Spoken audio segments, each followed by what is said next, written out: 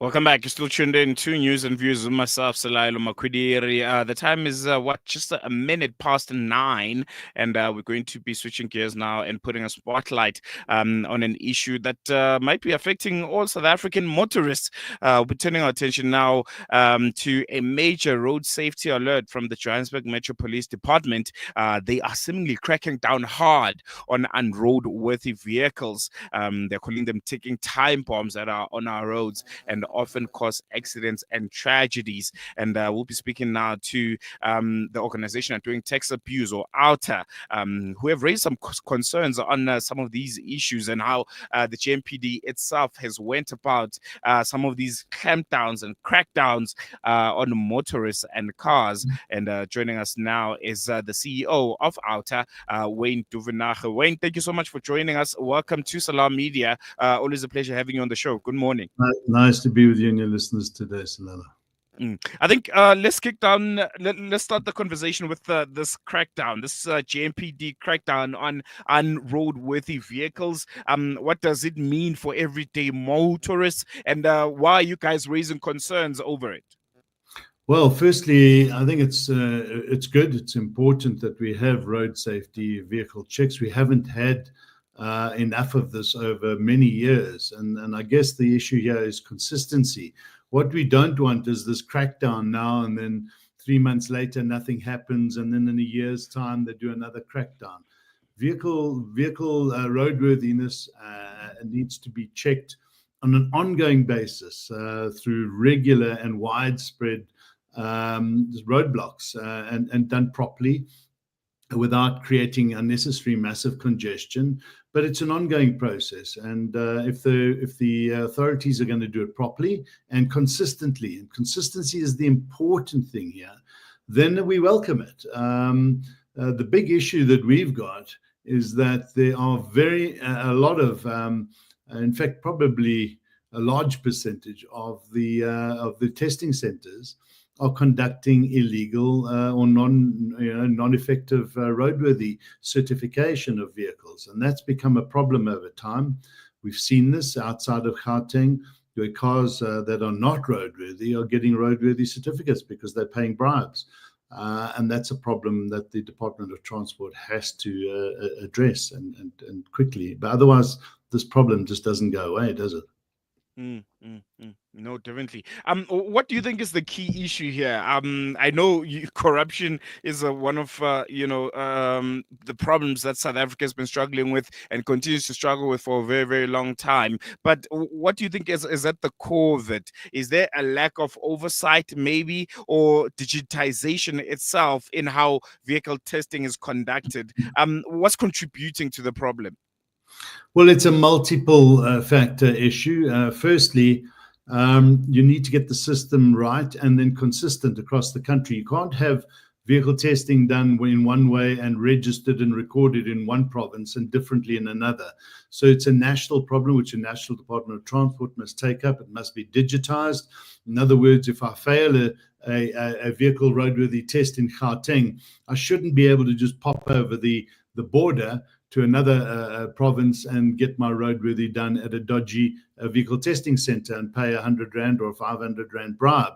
And that's what's happening. And so if the system is digitized, if it is live, if it's got checks and balances put into it to circumvent this type of corruption, then it'll go a long way. So that's the first thing. The second thing is consistency, as I said, in roadworthy checks and testing, and making sure then you remove the third element, which is bribery and corruption. So if a traffic officer stops you and your car is unroadworthy, that I'm not able to bribe the traffic officer and get away with it. As you know, you and I know, we see it.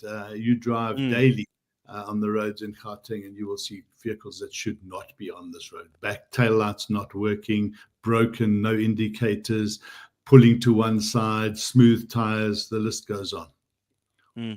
Speaking on the list, I'm not sure if maybe we can touch on some of those issues that officers are going to be keeping a keen eye on, and those that could ultimately have your car considered unroadworthy. They are mentioning three defects. Do we know what they are, so that our listeners can take some precautions and make sure that they sort them out? Yeah, so firstly, your tires should not be smooth and worn. You should have at least a 1.6 millimeter tread on your tires, and smooth tires in the rain creates problems and causes accidents. Brakes and brake lights, all your indicators are all working. That's important. Headlights are working as well, and that there's a number of other factors that you need to make sure that are in place on your vehicle. So, do your windscreen wipers work? Are they cleaning your windscreens, as opposed to creating, as you've seen, some cracked windscreen wipers create more hazardous approach? And are there no leaks? You don't want oil leaks, because then oil is draining out of your engine, and that can be problematic. Cars break down. But it really does come down to those main things: brakes, headlights, tires, steering mechanism. If those are all okay, they will just check that. If the car is looking roadworthy, and then you're not going to have any problems.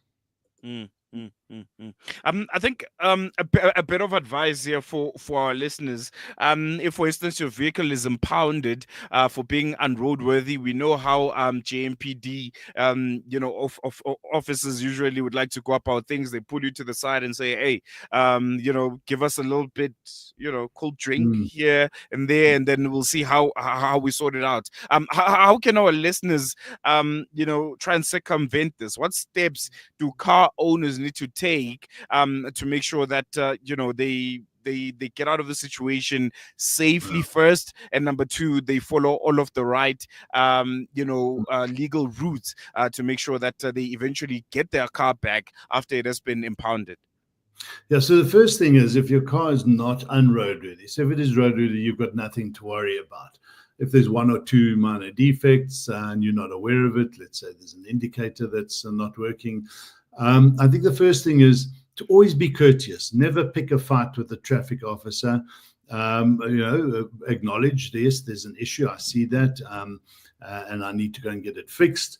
And don't argue. Just make sure that you get it done. And if the traffic officer wants to impound your vehicle, they've got to have these three defects, and they need to be serious defects.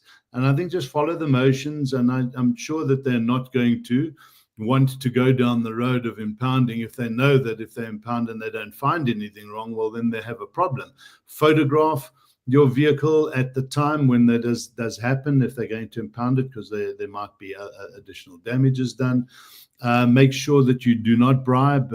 Just say you do not have any money on you. You do not have any cash. And I think if you're courteous and they know they're not going to get any funds out of you, they're going to let you go. That's the general norm. But if your car is unroadworthy and the defects are there and they can show those to you and they're going to impound, well, then they're entitled to do so. And then you need to go through the motions, get the vehicle taken to a testing center or to a mechanic shop, get it fixed, then get it driven to the testing center and get the checks done and the vehicle roadworthy certificate back on track.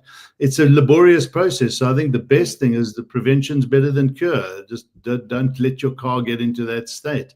And if it does, as we see many cars, then they shouldn't be on the roads.